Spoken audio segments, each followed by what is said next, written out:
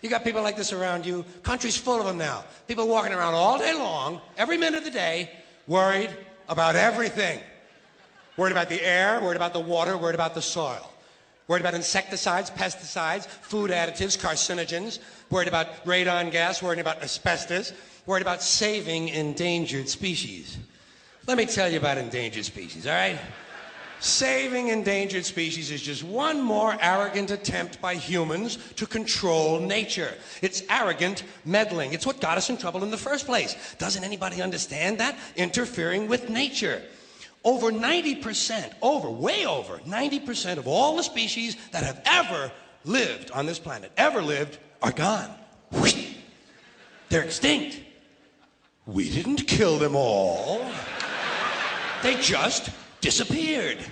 That's what nature does.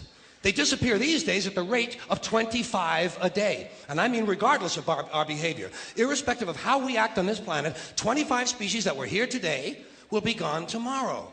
Let them go gracefully. Leave nature alone. Haven't we done enough? We're so self-important. So self-important. Everybody's going to save something now. Save the trees, save the bees, save the whales, save those snails. And the greatest arrogance of all, save the planet. What? Are these fucking people kidding me? Save the planet? We don't even know how to take care of ourselves yet. We haven't learned how to care for one another. We're gonna save the fucking planet? I'm getting tired of that shit. Tired of that shit. Tired. I'm tired of fucking Earth Day. I'm tired of these self-righteous environmentalists, these white bourgeois liberals who think the only thing wrong with this country is there aren't enough bicycle paths. People trying to make the world safe for their Volvos. Besides, environmentalists don't give a shit about the planet. They don't care about the planet. Not in the abstract, they don't. Not in the abstract, they don't. You know what they're interested in? A clean place to live. Their own habitat. They're worried that someday in the future they might be personally inconvenienced. Narrow, unenlightened self-interest doesn't impress me. Besides, there is nothing wrong with the planet. Nothing wrong with the planet. The planet is fine. The people are fucked. Difference. Difference. The planet is fine. Compared to the people, the planet is doing great. It's been here 4.5 billion years. Did you ever think about the arithmetic? Planet has been here 4.5 billion years. We've been here, what, 100,000? Maybe 200,000? And we've only been engaged in heavy industry for a little over 200 years. 200 years versus 4.5 billion. And we have the conceit to think that somehow we're a threat? That somehow we're going to put in jeopardy this beautiful little blue-green ball that's just a-floating around the sun? The planet has been through a lot worse than us. Been through all kinds of things worse than us.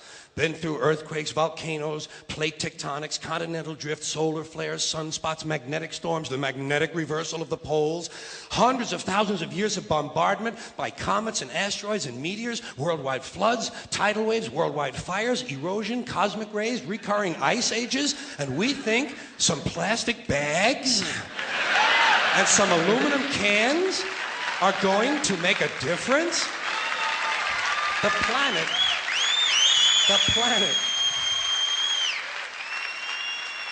planet isn't going anywhere. We are. We're going away. Pack your shit, folks. We're going away. And we won't leave much of a trace either. Thank God for that. Maybe a little styrofoam. Maybe. Little styrofoam. Planet will be here and we'll be long gone. Just another failed mutation. Just another closed-end biological mistake. An evolutionary cul-de-sac. The planet will shake us off like a bad case of fleas. A surface nuisance. You want to know how the planet's doing? Ask those people at Pompeii who are frozen into position from volcanic ash how the planet's doing. Want to know if the planet's all right? Ask those people in Mexico City or Armenia or 100 other places buried under thousands of tons of earthquake rubble if they feel like a threat to the planet this week. How about those people in Kilauea, Hawaii who build their homes right next to an active volcano and then wonder why they have lava in the living room?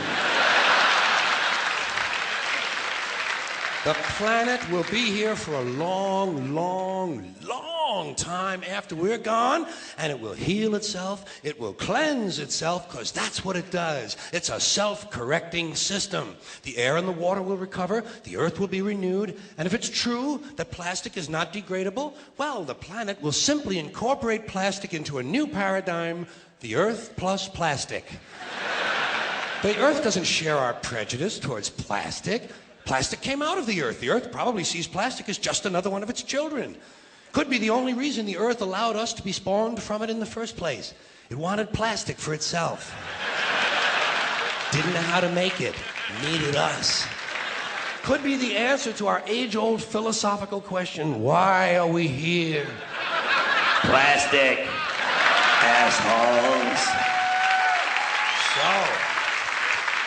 So, the plastic is here, our job is done, we can be phased out now, and I think that's really started already, don't you? I mean, to be fair, the planet probably sees us as a mild threat, something to be dealt with, and I'm sure the planet will defend itself in the manner of a large organism, like a beehive or an ant colony can muster a defense. I'm sure the planet will think of something. What would you do if you were the planet trying to defend against this pesky, troublesome species? Let's see, what might... viruses. Viruses might be good. They seem vulnerable to viruses. And viruses are tricky, always mutating and forming new strains whenever a vaccine is developed.